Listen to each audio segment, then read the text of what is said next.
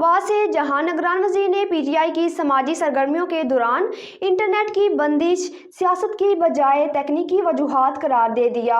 Bureau chief Islamabad Faisal Ahmad Siddiqui इस report में। पाकिस्तान तहरीक इंसाफ की समाजी सरगर्मियों के वक्त इंटरनेट की बंदिश से मुतल्लक निगरान हुकूमत का रद्द-ए-अमल सामने आ गया है।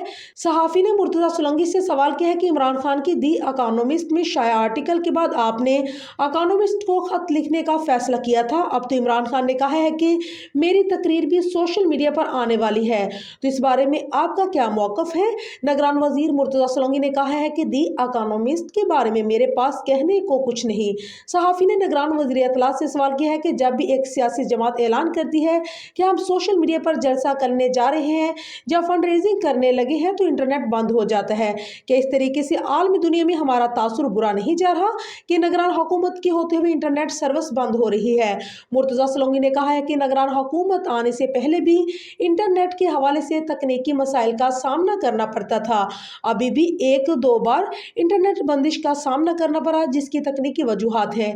इस मामले का सियासत से कोई ताल्लुक नहीं और मजीद मालूमात के लिए चेयरमैन PTA से ही सवाल किया जा सकता है।